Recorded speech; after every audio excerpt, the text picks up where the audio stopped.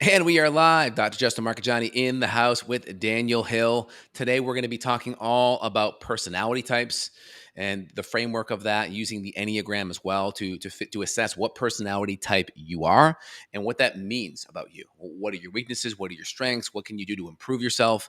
Each personality type is a little bit different, so it'll create a lot more awareness of you and things that you can do to get better. So, Daniel, welcome back to the podcast. You're a friend of the show, so excited to have you back again. Hello, hello, hello. Thank you for welcoming back. Thank you. A Awesome. privilege to be here. And just to open up the show here, Daniel sees patients worldwide. He's over in the UK, and we'll have a link right below here. So if you guys want more support, want more help with these type of matters, there'll be a link to reach out and schedule a chat with Daniel, free consult out of the gate. And if you want to work with him, there's some options there. All right, so Daniel, let's dive in. So first off, I'd like to just take a minute or two and just do a brief overview of personality type / the Enneagram. What is it? How did it come about? And then let's just dive into each personality type.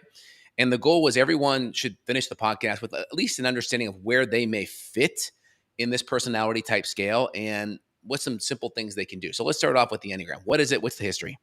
Okay, all right. So I will start off and say that it is a tool for transformation. Often it's seen as something just as simple as archetypes. I got read out by Russell Brand on air in 2017, and it didn't make any sense to him. So I'd worked with a client and made huge transformation within that individual. And then they went and emailed into the show, and it went over people's heads. So it is so much more than just looking at someone's personality. We could frame it in as much as you're only as strong as your weakest link, and everybody's got strengths and weaknesses. So really it heightens our strengths and heightens our weaknesses. So what is the Enneagram? Ennea means 9, gram, graph. So it's like a graph of 9 types, and it's so much more than that. But in simple terms, we can look at it at a very basic level, and we can just see 9 personalities. That we can go even deeper than that because there is a lot more depth to it. So if we just look at 9 individual personalities, there's 3 personalities around the need or egoic need for being in control. There's 3 personalities for the egoic need of being secure, and there's 3 love and approval types for needing to be loved and approved of. And basically, where did it come from? Life, God, the universe, all that is. Something created this with much more intelligence than what we could ever have created. So over 100 years ago and more, really only monks and nuns knew about this because it was really quite a sacred thing. And the more that you could learn about your personality and your ego, the more your ego was in the way between you and God, or you and the divine, or you and the great mystery.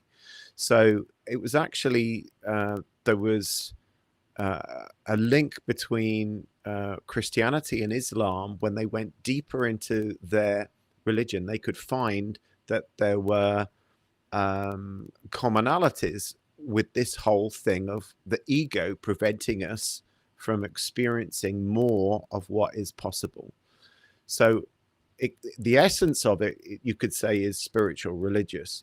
It's got taken much more over the last 100 years to literally be a psychological tool in order to be able to help people to transform.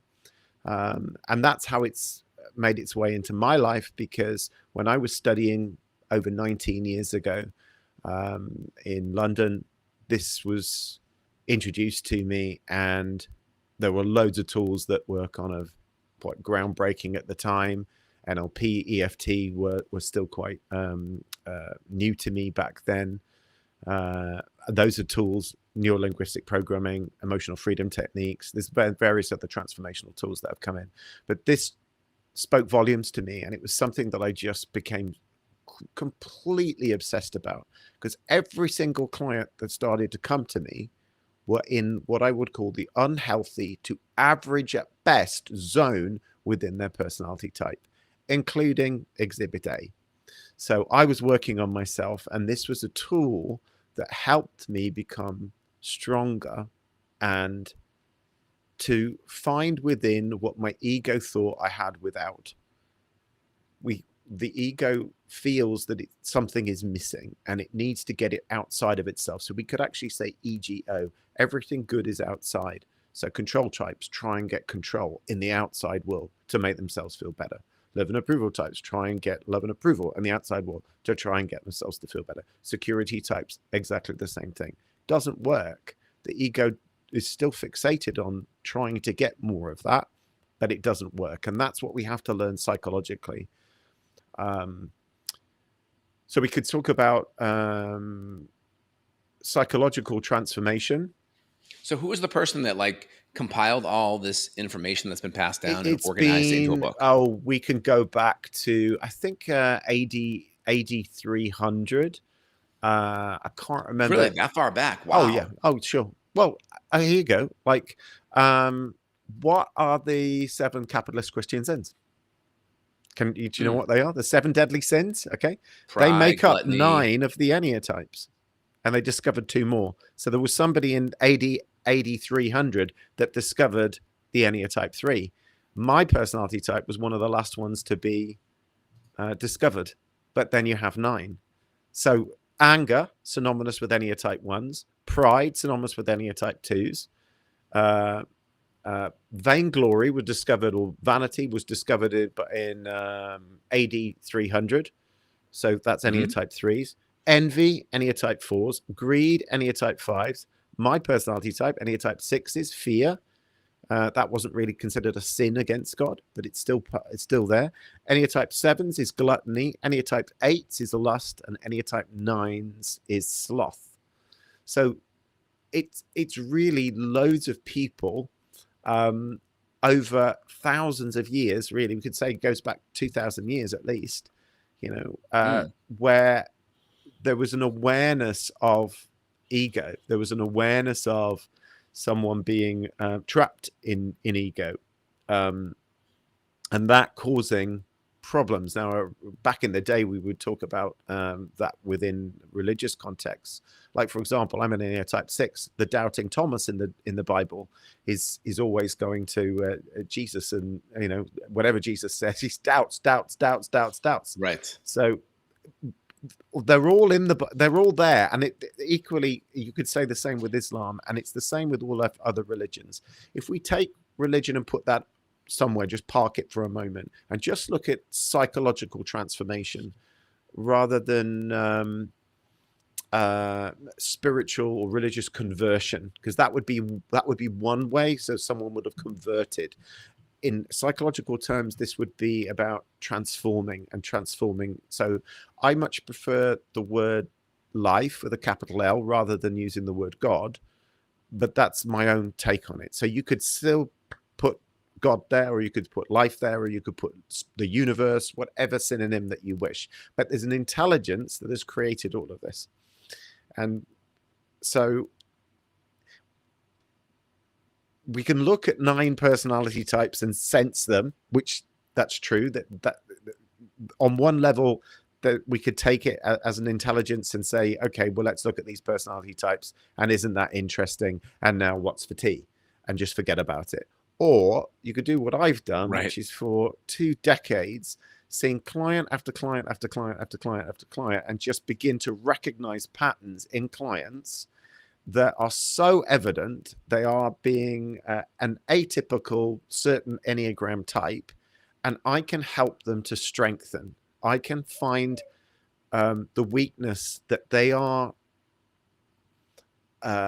allowing themselves to continue to go down. So it's a pattern where you're looking outside of yourselves endlessly. And we can break those patterns, and we can learn to strengthen. And through learning to strengthen, we find within what we think we are without. That makes sense. And so let's just kind of dive into each Enneagram type. So we have 9 of them. You kind of connected it to the 7 deadly sins, so to speak. And you said there's 2 more since then. And so we're kind of connecting the dots here. I'm going to just give a brief overview for the listeners, and then we can go into each one at a time. I know I texted you this before, kind of in our pre-show.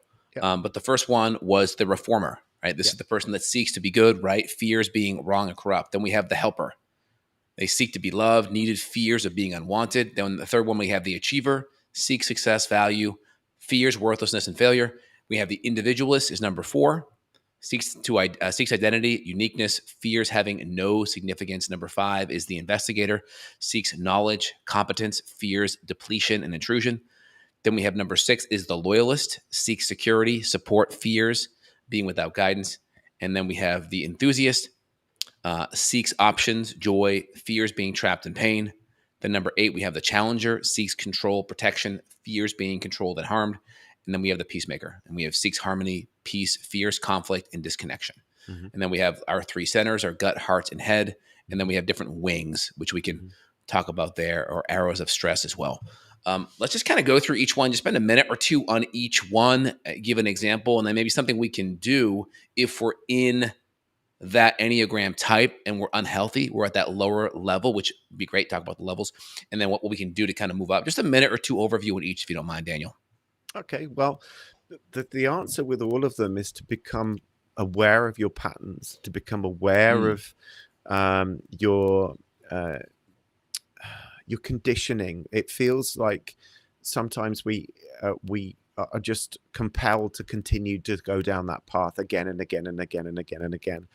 Transformation usually only happens when it gets so painful that we realize actually something's got to give here, and we begin to realize that actually we are creating our own suffering. So you could argue that every single personality type is creating their own suffering. So if you're an Enneatype 1, you're constantly looking outside for control, and you're looking at attempting to be a reformer. You're seeing what is wrong in the world and attempting to make good change. But as a result of doing that, then you can, in the really unhealthy zones, you can end up becoming judge, jury, and executioner. And they're trying to get away from being bad, corrupt, and evil all the time. But by being judge, jury, and executioner, paradoxically, you're going to end up becoming bad, corrupt, and evil in the eyes of others. And that it can end up leading to ostracization and people rejecting you, and you just struggling in your own pain. It's the same with every single one. Enneatype 2s can be overly demonstrative. They can just be way too helpful to too many people. They don't look after themselves. They forget about loving themselves. And their deep fear of being unloved paradoxically manifests because they just manifest people who don't really care about them. They're just only around because they're using that person almost as someone who's just going to help them out all the time. And they can be, Enneatype 2s can end up feeling used. Enneatype 3s, I pick these up sometimes when they've hit burnout because they're just achieving all the time, pushing. And then something inside of them just breaks where they realize that actually it's a bit like setting a world record. You know, you might well break new world record, but the ego the following day just goes higher, faster. Right. So it's just like, you know, well, the egos feel, this is the thing, it's the ego just always feels that with us, we feel that the ego's in control. And this is where we feel that our mind is mastering us. So that's where they can really struggle. Enneatype 4s, just heard Lewis Hamilton the other day, who's an Enneatype 4, drives for Ferrari, just say, I'm useless. That guy's on multi-million dollars a year driving for Ferrari, but he's not driving as fast as he would like. And they can struggle with distorted thinking patterns about themselves and other people. Again, you have to, they really wish to be unique and significant, and you have to help them to find their own identity and their truth. Are we on number 3 or 4 right now? That's number 4, the individualist. Individualist. Okay. Seeks identity, uniqueness. How is number 3 and 4 different? Because, well, so you could have an Enneatype 3 with a 4 wing and a 4 with a 3 wing. Hamilton's an Enneatype 4 with a 3 wing. The other thing I've talked about is that all of these are about survival. We wouldn't have got to in our human history without having these flavors within our personality in order to be able to survive. And can we do them all? Yes, of course. We can all go into each one of these. It's so deep. that, it's really hard to cover in 45 minutes. All I can say is that without using this tool over the last 19 years, I wouldn't have had the success that I've had in as much as radically changing people's lives, because it's so almost self-evident when you're able to help people discover their type. Mhm. And you go, well, this is what you do, and this is how you cause yourself your own suffering. Yes, that's what I do. Yes, I know, because I've studied this, and it's so easy now for me to spot where people are what I call in the unhealthy zones, or in the sort of average zone, or in the healthy zone. And we could simplify that in as much as force. When you are forcing to get control, that's an unhealthy zone. When you're forcing to get people's love and approval zone, you're in the unhealthy zone. When you are forcing to get security, you're in the unhealthy zone. There's a little bit more health in there where we can learn to surrender much more. It's a great word. Where we can surrender much more to life and trust life. So in religious terms, they would be saying trust in God, putting your faith in God. So in a more expanded term, it was literally trust life. So I'd have clients who will say to me, I've started to trust life more. I've started to let go and sense the big picture and let life come in where I thought I had to get and do something. My old pattern would be I would step in, and we have to learn to, what they would say, let go and let God, or another term would be let go and let life. And in doing so, something always comes in. That's the thing with the ego. The ego thinks it's so intelligent, but actually the Enneagram, for me, when I discovered it and started using it as a transformational tool, was like, no human being has created the Enneagram. Some intelligence, and it's a vast intelligence, has created this for the survival of the species called human beings. Right. But if we're going to really evolve individually as well as collectively as a species, we have to begin to become more healthy. We have to become more trusting. We have to be less forceful, sit back, have more faith, have more courage and awareness of what our patterns are, and let things begin to unfold. There's an enormous quality in that, just in personal transformation, if we can do that. Once you know your Enneagram type, that's even a little bit more of an insight into being able to fine-tune exactly where you are making your little errors, and where you're forcing, where you're not trusting, where you're not having faith. Okay.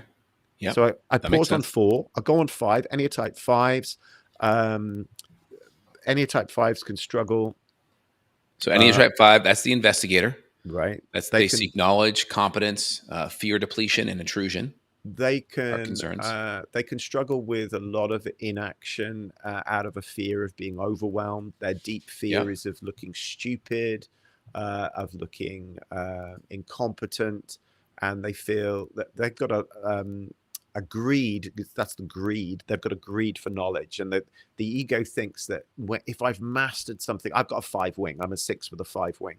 So I always thought by reading more books, by knowing the Enneagram like as well as I do, it would overcome this fear of incompetency. Truth is it won't really. I've had to learn to let that go, that just to trust life and to know that life is much more intelligent than me. And there may be times when I'm looking stupid or incompetent, but that's everybody in life. We can't all be perfect. We can't all know everything. And so I've faced that fear in the face. There's a phrase that I've coined: your liberation is in your opposite tendency. So the tendency of the ego is to look outward. It's to have something over here. When I've got this over here, and it's going to make me feel better inside. Paradoxically, the more you can feel better inside, the more actually the outer world becomes less frightening, and we can interact with the outer world much better. And we become more attractive in the universe, in the world, in all different types of ways. This is why spiritual teachers, for example, are most usually very highly evolved Enneagram types, because they've learned to surrender to life. Like Enneagram type 5s, Eckhart Tolle. I love Eckhart Tolle, fellow Aquarian like you, Dr. J. Brilliant, brilliant guy. I absolutely love Eckhart, and he's overcome that Nice. fear of incompetency, and he's stepped forward, and he's stepped forward more to mastery. If you look what it says on here, a little bit further down, it says that moves from where arrows in stress, the 5 goes from scattered to assertive and being masterful. So he's quite a spiritual leader now. I love Eckhart's journey. My path as an Enneagram type 6, so we were the doubting Thomas. So a lot of my inner transformation has been on learning to trust my inner guidance. That's what 6s have to do. The tendency with the 6 is to look outwardly for security all the time, a bit like a meerkat. Like, where's the danger coming from? Where's it from? Where's it going from? Where's it coming from? Oh, wait, is it here? Is it there? Is it there? Well, it's a fast mind, and we have to learn to still it.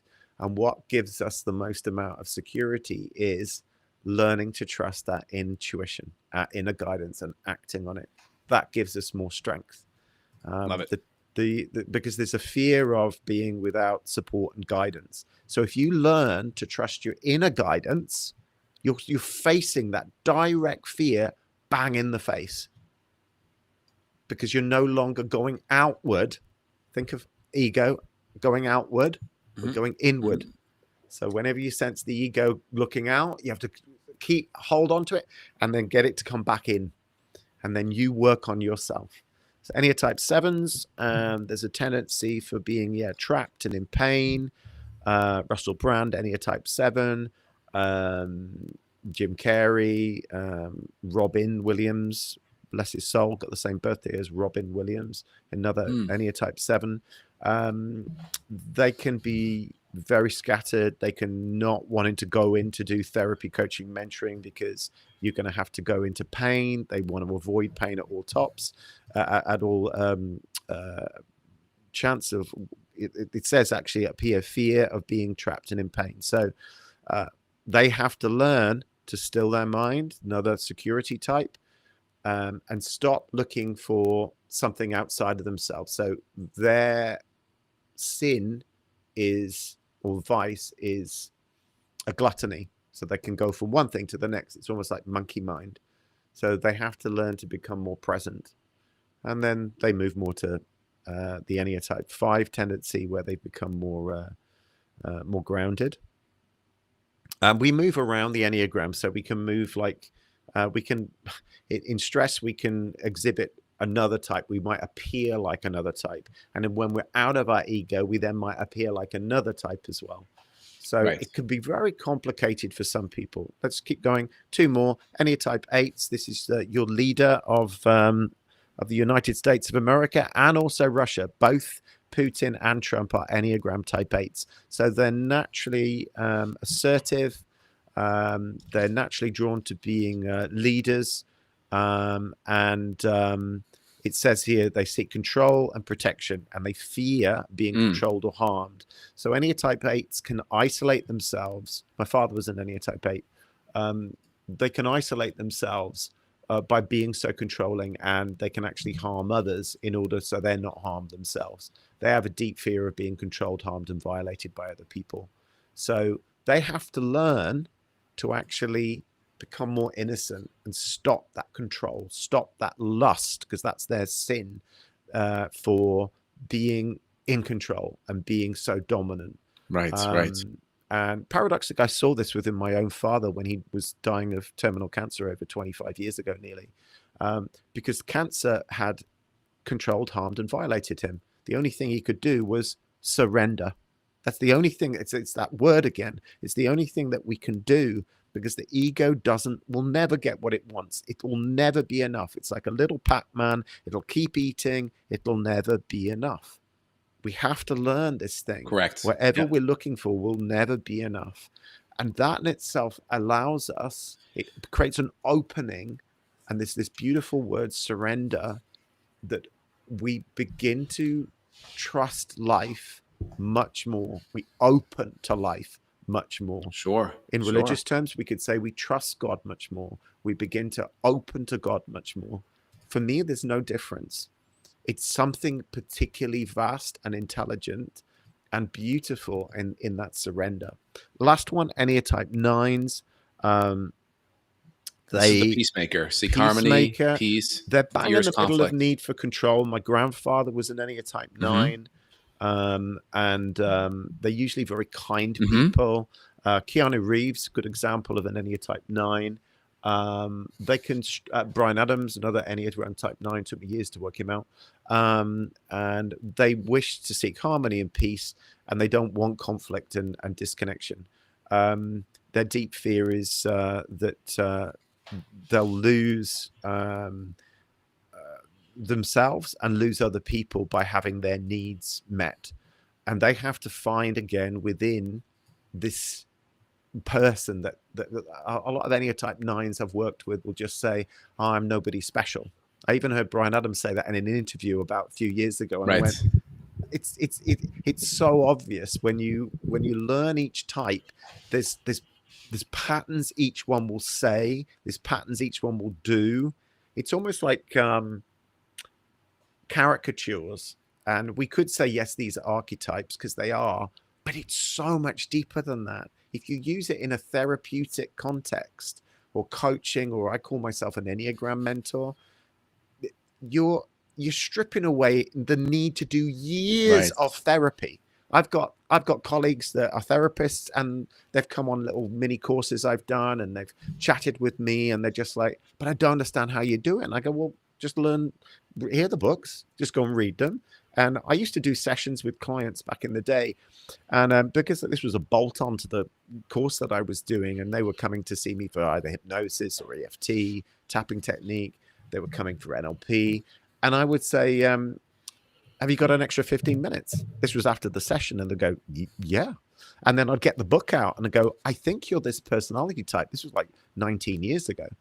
And they'd go, that's really accurate. That's absolutely defining me. Then I had more confidence. Enneatype 6 here, started to learn to trust my inner guidance. And I started to integrate what I was learning, and part of it came up in sessions. And I would think, well, who am I to use this tool, because I haven't got a qualification in it. So I'm really self-taught for having seen a few thousand clients over the last 19 years, and I recognize the patterns. As soon as you recognize patterns, you can help to strengthen people. And the more that you strengthen, you're only as strong as your weakest link. So as you strengthen that weak link inside of you is your ego. And if you strengthen that, you recognize what your ego is, life will open up for you, and you'll become it's a paradox. That's another great word. So I know what you mean by that, but I want to just, it sounds very abstract. So when you say recognize your ego, what does that mean to the average person? And then what's the action item they can do to detach from that? Like, I want to really crystallize that. Are you a love and approval type? Are you a security type? Or are you a control type? Most people will know that. They'll know throughout the history of their life, from being a very young child, because I can recognize this at 2 years old sometimes. Can you repeat it again? Repeat them again. Okay, what, each personality type? No, you said 3 right there. So you said 3 again. What did I say? You just listed out 3 different things. Three different types. Did I? Personality. Yeah. Like 20 seconds ago. What did I actually say? Oh, so you said, are you love or approval? Then you. So are you a love and approval type? Yep. So that's Enneatypes 2, 3, and 4. Are you a security type, 5, 6, or 7, or are you a control type? That's 8, 9, or 1. 8, There's a tendency there. I saw within my niece at the age of 2 years old. I said to my sister, she's a 9 with an 8 wing. I was wrong. She's an 8 with a 9 wing, but I was pretty close.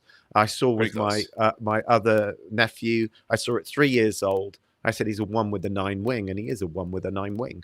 It's just something I could recognize. It's obviously a gift that I've got, that I can sense that. I mean, sometimes I've worked with clients and they've said, can you work out what type my child is? Because as soon as you work out what that child is, you're raising a human being, you're raising a person, you're raising a personality. And you can't just say, well, this is how you should deal with kids. It's like saying, like, this is how you should deal with human beings. Well, every human being's different. Every human being has strengths and weaknesses, values, and ways in which they can completely cause themselves all different types of suffering. So So, Enneagram 2, 3, and 4 is love and approval.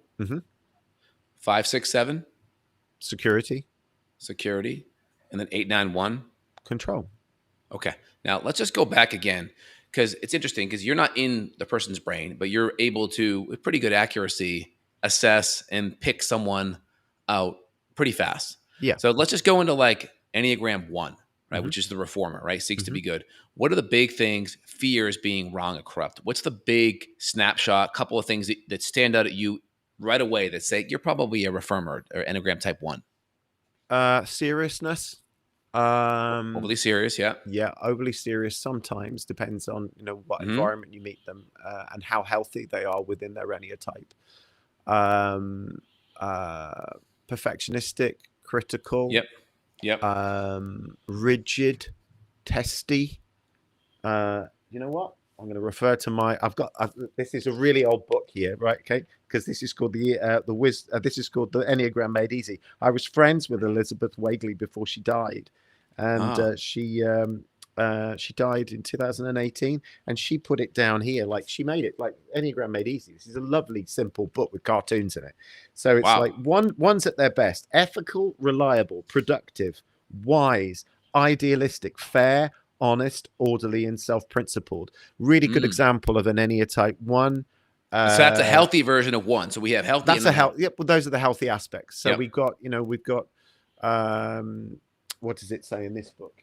It says each type has extraordinary gifts and predictable pitfalls. I like that. So it's like, this is my other book, which is called The Wisdom of the Enneagram, a complete guide Yep. to psychological and spiritual growth for the 9 personality types. On the inside cover, it's got some really, really simple stuff. And it goes through this and just sort of says 9 distinct personality types, 9 different perspectives on life, 9 ways of being in the world. So we'll stick with the Enneatype 1. At their worst, judgmental, inflexible, dogmatic, obsessive compulsive, critical of others, overly serious, controlling, anxious, jealous. A good example of a really healthy Enneatype 1 and somebody who I have a huge amount of respect for, fellow Cancerian, Nelson Mandela. Nelson Mandela, if we look at Nelson Mandela's life, so he was angry at the politics in South Africa and committed political crime, and you could argue justly went to prison. He went to prison for way longer than perhaps he should have done. He was segregated and isolated. That could have made him even more angry. He could have come out a very Sure. angry, bitter individual. What did he do? He went within, and paradoxically came out of prison, and through that inner transformation of stopping to get outer change, because they're the reformer trying to change what's going on in the world, seeing the imperfection in life, seeing the injustices in life. By going within, he came out of prison, and within a few, was it months or years, he became president of South Africa. That's the paradox. That's a great example Right. of how an individual, even without even knowing what the Enneagram is, has learned that they are creating their own suffering. He would have become aware of, I'm now in prison and that is a result of my actions, regardless of whatever's happening in the world. I Wow. need to look at myself in the mirror, and I need to take accountability. And through taking accountability, can you thus use that as leverage for change? Because we can change the inner. The tendency is, no, we need to keep changing the outer. And in changing the outer, that's going to make me feel better. I've worked with Enneatype 6s, my security type, who are worth a hell of a lot of money, and they haven't got security. Not as much Mm. as I think that I have. And I haven't got anywhere near that kind of money. So I have to teach them that you're chasing something that doesn't exist. It's rather like the ego. The ego is like a mirage in the desert. The ego goes towards it again and again and again and again and again, but it doesn't exist. There's nothing there. You'll never fulfill what the ego thinks it needs. There's nothing there. It's empty. And you have to Right. become wise if you're going to go in the desert and not keep chasing mirages because they don't exist. Through doing that, through that wisdom, paradoxically, you will attract much more of what it is that I say wish, that like I have more security in my life through going down this path. Other people have more love and approval in their life through going down this path, by finding it within. Other people have more control in life by letting go that they have to be in control. Because you're not in control Right. if you're chasing control all the time. It's impossible. It's an endless, So, th- so the crazy simple path. thing that this is Enneagram type 1. So what's the simple thing people can do on the Enneagram type 1 personality So type any to type, other than having mentoring just with me, and so any type ones have to learn to still their mind. Any type ones, twos, and sixes need to will benefit from practices that still the mind. That's one of the like greatest things. the meditation, breathing, what? Yeah, meditation can help. Also, you're looking at things like anything like EFT is going to help de-traumatize you, because each Enneagram type also is fueled by the traumas that are unresolved inside of yourself that you've carried, throughout your life. Most people carry a lot, and that will only give fuel to the fire of the ego that's burning in order to get something outside of itself. So those are two things that you could do there. Great. And then let's go to Enneagram 2. So Okay. Enneagram 2, what's the big, that's the helper. So what are the big things that you see? Just the elevator pitch of like, I noticed this, this, and this, and that helps me to check the boxes off that you're probably in this helper Enneagram type. That's the any seeks to be loved, fears yeah being unwanted. any type two well any type two's path of transformation is again to still the mind. They have a fast mind. Any types ones, twos, and sixes need to still their mind, and they paradoxically have to go within and learn about self-love. You see a lot of coaches out there that promote a lot of self-love. Quite often those are any type 2 coaches, and they've learned, maybe with the Enneagram or probably without, but they've learned actually that is their path of transformation. They have to find within what they think they are without, and it's a tough Mm-hmm. path, like all of these paths, but it's worth it ultimately. So that's what the Enneagram type 2 has to do. Yeah, another question. And so those action items are what again? So you said quiet the mind. What else? So I quieten just the want, mind and yeah. learn and practice self-love. It's an enormous thing that they tend to put themselves absolutely last, and they feel guilty about loving themselves. I love the wisdom of the Enneagram. One of the reasons this beautiful book is that it shows like a table inside of here. So I've used this. So that's like unhealthy zone. This is an average zone. This is a healthy zone.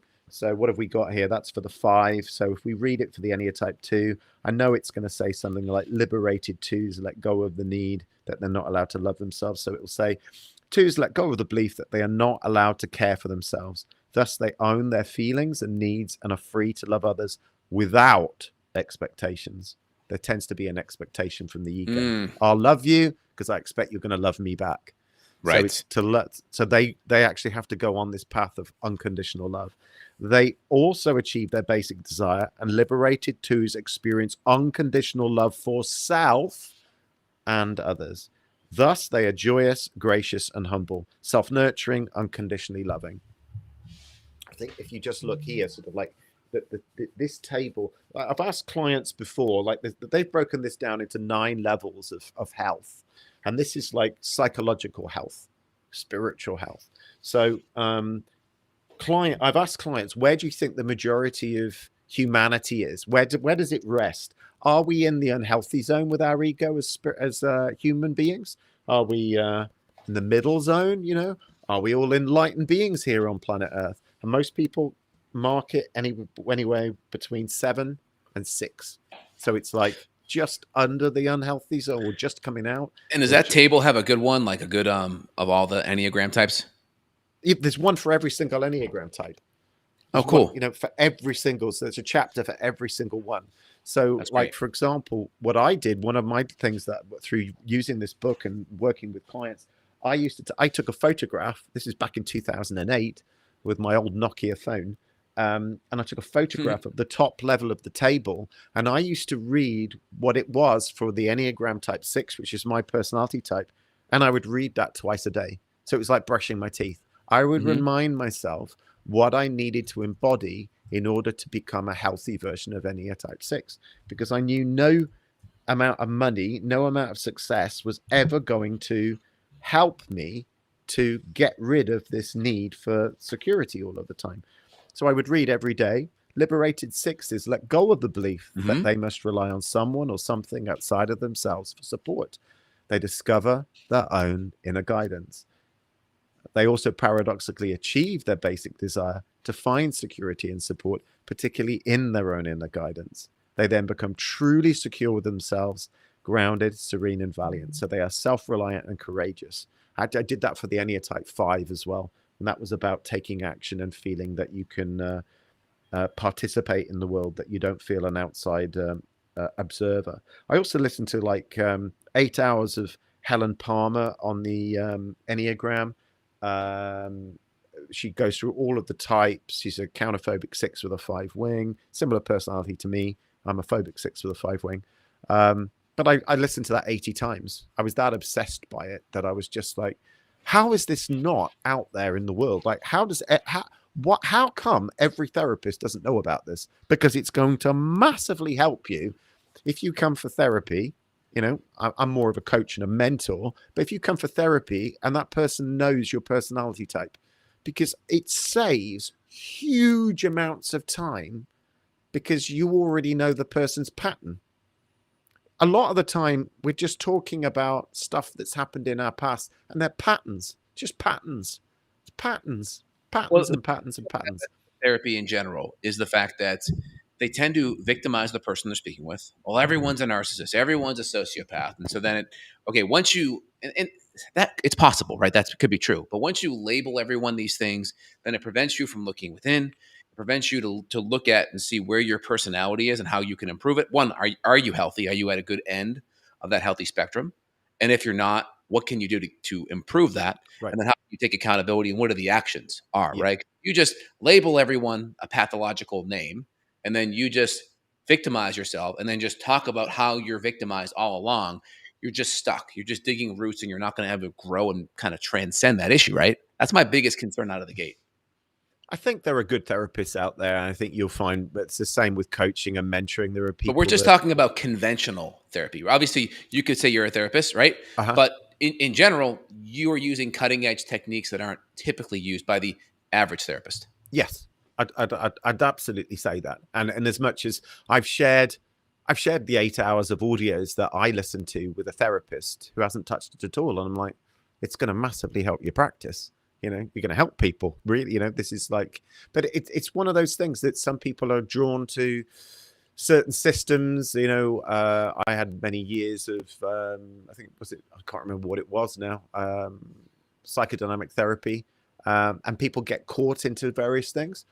I think the other thing with the Enneagram is that people can look upon it as boxing, and actually that's the absolute opposite of what it does. It's actually saying you're already boxed in your thinking, and this is how to get out of the box.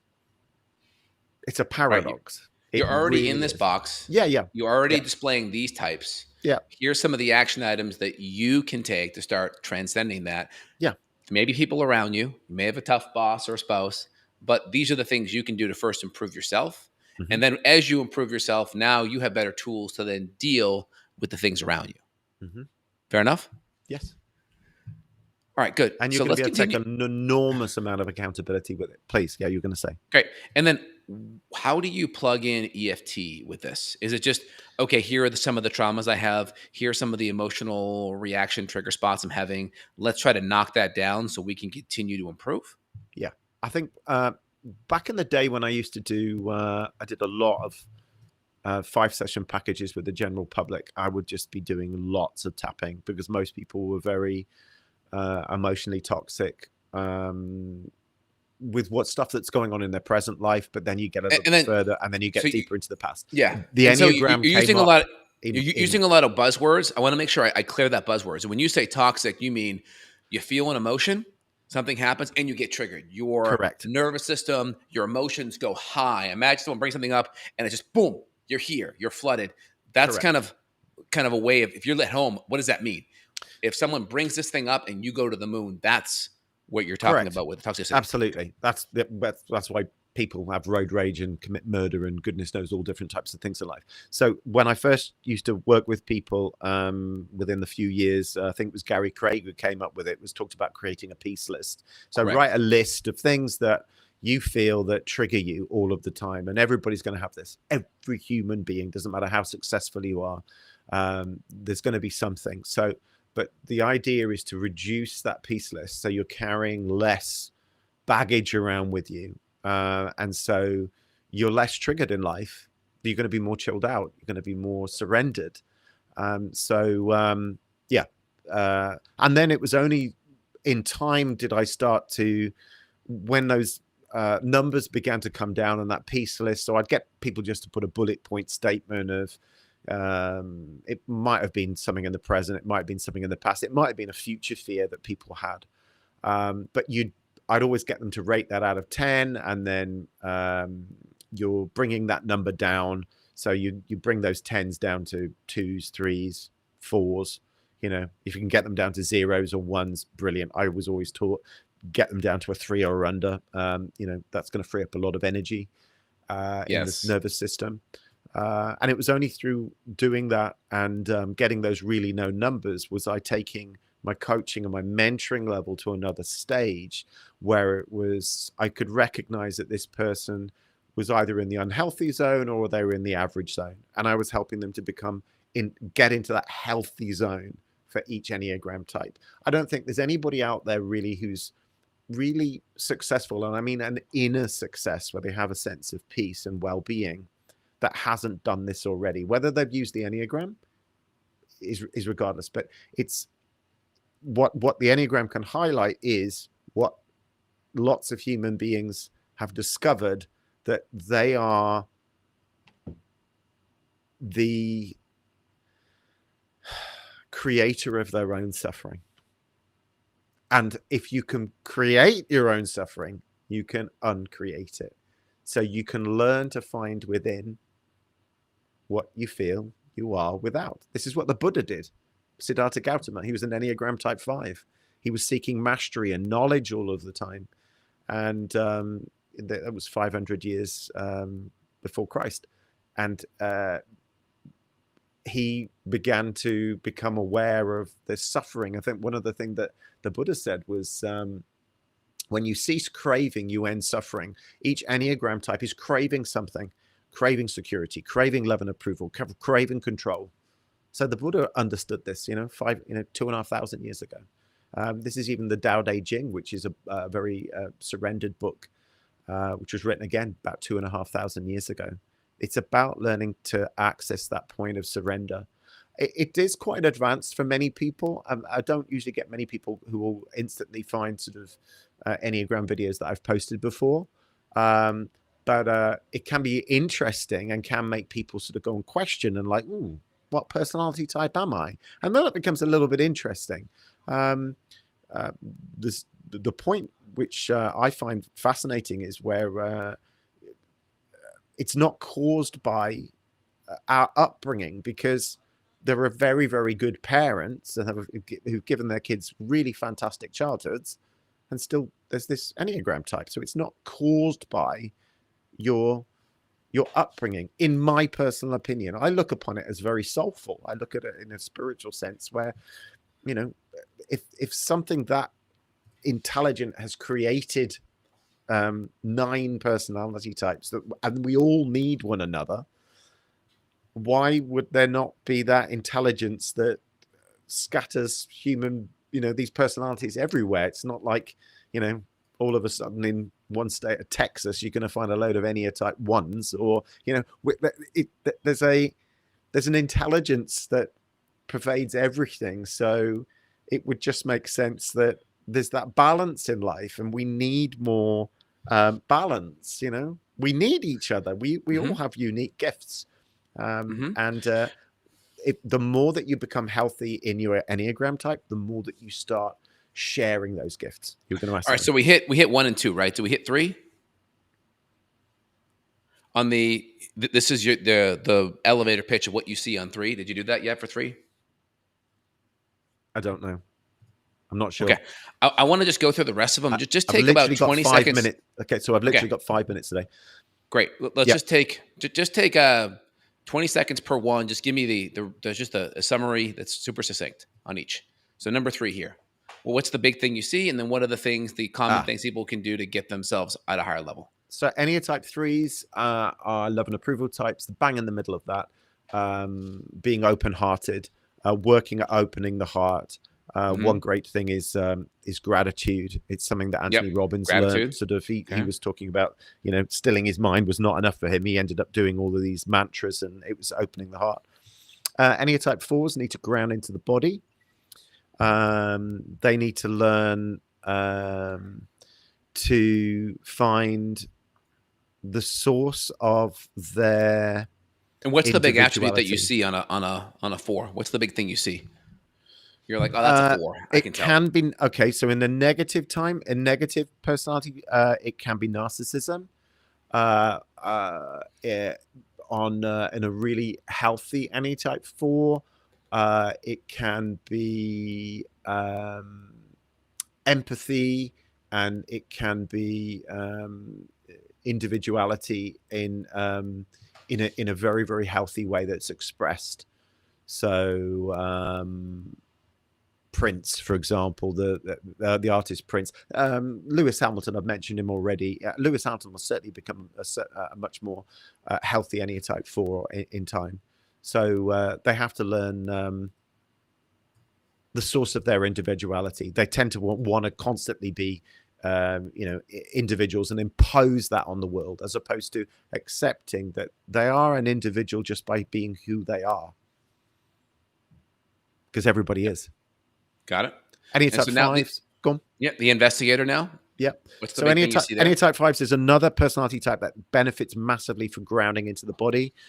They have to learn that no amount of knowledge will ever give them the peace that they're looking for. They actually have to have the confidence to engage in life and to risk looking incompetent and incapable. And through doing so and taking more action with that, they will consistently be met with an okayness, and that it's fine, and that, every human being makes mistakes. Enneatype 6. And what's the big thing you see with 5? How do you know that's a 5 personality type? What's the biggest? Shyness. There's a tendency for not sharing, for being maybe a bit too much of a loner, being a bit geeky can be. Einstein was a 5. Bill Gates is another Enneatype 5. Mark Zuckerberg, Enneatype 5. Elon Musk, Enneatype 5. I know I'm mentioning a lot of males here. That's good. Now, how about the loyalist? Let's go to the loyalist now. Okay, so that's me. So loyalist. We have to learn to still our mind.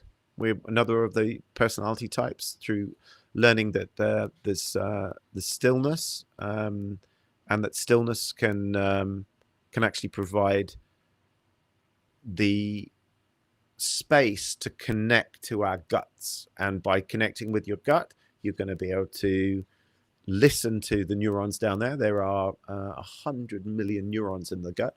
There's a hell of a lot more in the brain. So there's about 80 billion neurons in the brain. So through stilling your mind, you can access the intuition inside of you. 6 are the most disassociated from their intuition of all the types. I do see a lot of 6 clients, because that's my personality type, and they pick up on that, whether they know about the Enneagram or not. They can just recognize that this is a person who thinks and talks and acts like me. So I help them to strengthen in that regard. Enneatype 7s, they're quite easy to spot, in as much as they're kind of the life and soul of the party. Often they can be a little bit narcissistic if they're deeply in their ego, where you could say sort of the mantra, the grass is always greener on the other side. That's what the ego's saying to them. Someone close to me in my life came up with a mantra of the grass is greener on the inside. I went, that's very good. I like that. They have to face their pain. That's something that Yeah. there's a tendency where they don't want to go through pain. I haven't seen masses of Enneatype 7s in my career because there's a tendency for them when it gets a little bit painful that they want to run and hide. But I have worked with some 7s over time, and it has been really quite beautiful work. They benefit from opening their heart as well, and gratitude is another important thing for them. It's a part of opening the heart, which it is for Enneatype 8s. So if you're a 7 with an 8 wing or an 8 with a 7 wing, you've got a double dose of needing to open the heart. This happens with 6s and Enneatype 1s with a 2 wing and a 2 with a 1 wing, double dose of needing to still the mind, and a 4 with a 5 wing or a 5 with a 4 wing is a double dose of needing to ground into the body. But that's going really complicated. Enneatype 8s, let's sum this up. Enneatype 8s, they have to learn to surrender and to stop having the need for being in control of everything, because you're going to learn from that and you're going to realize that you just distance people all of the time. Paradoxically, through stepping into sort of more innocence and being more open-hearted, more caring, and allowing life to unfold, not as you think it should, but as life has intended, you'll actually attract more people in your life and people that will wish to be part of your life. So yeah, that's their life path. And Enneatype 9s need to ground into the body. They need to become more action oriented, and they need to focus on what it is that they wish. They have to learn that their participation in the world is just as important as everyone else. That might sound really weird if you're not an Enneagram type 9, because all of these things will either resonate or not resonate. But for some people, they go, that makes complete sense to me. And that's because it identifies with your personality. Okay. Well, great. I know you got to run. You got a patient here coming up. Anyone that wants to reach out to Daniel and where he applies some of these skill sets to really dive into some of the root causes of what's happening emotionally, there'll be a link down below where you can reach out. Daniel, thanks so much for coming on the podcast. It was great chatting, and we'll chat again.